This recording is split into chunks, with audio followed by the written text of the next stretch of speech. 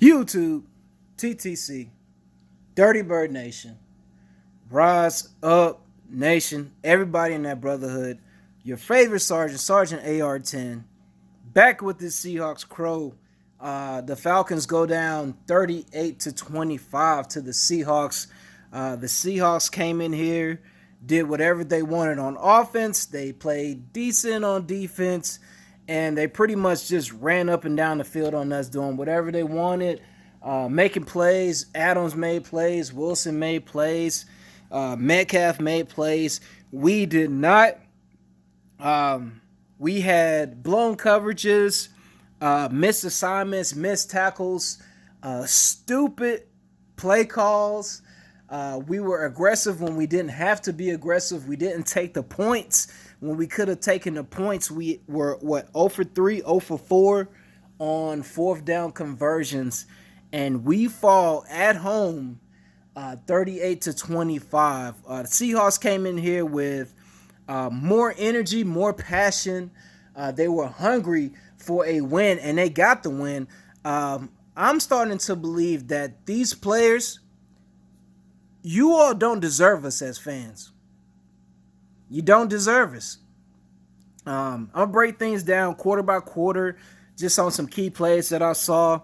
I did a halftime report. I, kind of spoke about things in my halftime report, but let's just break it down to the minute details on what we did right and what we did wrong. Okay, things what we did wrong. First quarter, 2nd and 6, right outside of the red zone. We call a quick screen, a middle screen to Todd Gurley. Caleb McGarry, our right tackle, is supposed to cut the defensive end, but he misses. And Matt Ryan, instead of throwing the ball away, he's still in the pocket. He didn't throw it to Gurley. He just threw it into the dirt. That caused us to have a 3rd and 16 instead of a 2nd and short, or a 3rd and short instead of running the ball like we should have. We decided to pass, and that pretty much led to a grounding penalty. We went for it on 4th down and did not get it. So that was a major sequence of events in the first quarter. Gurley's averaging 4 to 7 yards per carry that whole drive. If we run the ball on 2nd and 6 and get it to 3rd and 5 or 3rd and 4 instead of trying to be cute, which we did all in the first quarter, it's a different ball game. Maybe we get points out of that drive. Maybe we put them back, on a pooch kick inside the 10-yard line. But our coaches, like I said, terrible play calling, just inaccurate at times, and piss poor execution led to us losing this game. The bright side of that first quarter was Tack did get a sack on the first play. It was a 9-yard loss.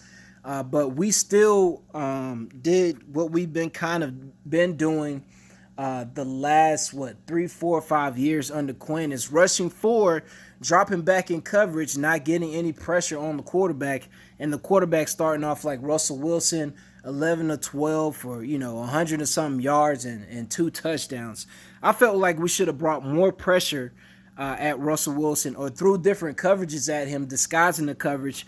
That way we would have more success on defense. Now, Grady Jarrett, excellent game. He had tackles for losses. He had sacks. He did his thing, and definitely showed us that he's one of the best D linemen in the NFL. On a 3rd and 23.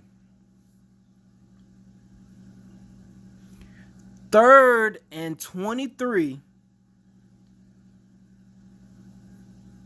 Ricardo Allen lets Tyler Lockett run right past him. Right past him. He's playing catch up. He tries to make a play on the ball. He gets called for interference. That leads to a touchdown. One of the biggest mistakes that we made in the first half was that play right there. How, as a safety, do you let a receiver run past you on 3rd and 23? How does this happen? That was a play that really pissed me off.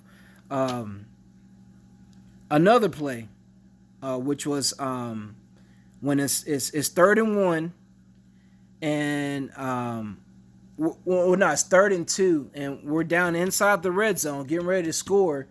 We run Gurley up the middle. We get stuffed on 3rd and 2, and instead of just kicking the field goal and taking the points, we try to run the ball again. If they stuff you on 3rd and 2, they're obviously going to stuff you on 4th and 2.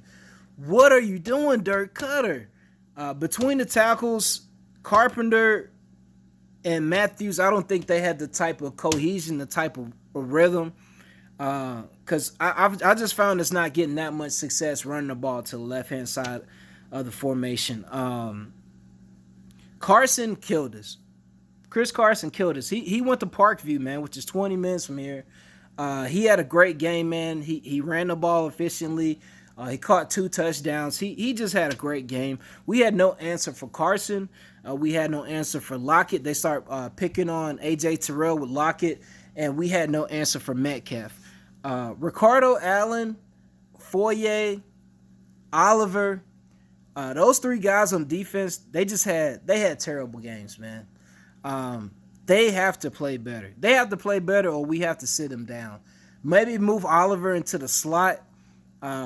Get Ricardo out of there. I mean, Ricardo, he had that penalty. He had blown coverages. He just did things in that game that led to us losing, man. I don't think he's the leader in the secondary that he needs to be. We need a leader on defense to just sit everybody down and motivate these guys. These guys, they kind of folded in the 3rd quarter. I don't know if they got tired, if they were out of shape, but that 3rd quarter was one of the worst quarters I've seen as a Falcons fan defensively. I mean, they pretty much moved the ball whenever they wanted. All their plays were working. They did whatever they wanted to do in that 3rd quarter. When we were on the 10-yard line in the 2nd quarter, Dirk Cutter called a speed sweep to Calvin Ridley. Just dumb play calls here and there that Dirk Cutter made that just, I mean, they were like, what are you doing, man? He helped make this offense inconsistent. We didn't execute up front to sustain, a long enough drive in the second half to threaten their defense to make the game close. So I just think the fake punt call was dumb. The going for it on the 4th down, the 4th and 2 was dumb that I mentioned before. And then us trying to make a late rally, but just shooting ourselves in the foot in the 4th quarter. It really just it demoralized the team. You know what I'm saying? Mental mistakes, people getting burned on defense, Foye missing tackles, Tack missing tackles. A lot of times, I don't know if these guys are out of position or it's just they haven't hit anybody. All camp they haven't hit anybody for any preseason games, and it showed. You know what I'm saying? But it was a sloppy performance by my Dirty Birds, man. When Keanu, I think it was in the 3rd or 4th quarter, the Seahawks were on the 10 or the 8-yard line going in, and Keanu runs right past Greg Olsen, and Olsen catches the touchdown. What kind of coverage were we running on that? You know what I'm saying? It was miscommunication. It was a lack of execution. It was a lack of energy that led to this loss. And shout out to all the Seahawks fans out there. Norbcam, Briseño. I thought you guys would come in and we would beat you bad. I really did. I didn't see you guys handling us up front. I didn't see you guys making the plays that you did, but you made the plays. Me as a fan, I feel hoodwinked, man. I'm hearing all this in camp. I'm hearing all this online. How much talent we have and how much of a better team we have now than compared to last year. But I don't think that's the case. I don't think we have a better team. If we do, I haven't seen it yet. I didn't see it for 60 minutes today. I didn't. And like I said, man, y'all don't deserve us, man. Y'all don't deserve us as loyal fans who sit here, who watch the games, who buy the merch, who wear the colors, who've had your back for years and years and years. Yet the first game of the season, you always come out flat. You always come out with no energy. You get behind and you just fold. And as a fan, we're tired of it. So salute to all the Seahawks fans out there, the Seahawks vid makers. Salute to y'all. That's my crow. I'm very disappointed in my Dirty Birds right now. You guys let me down, man.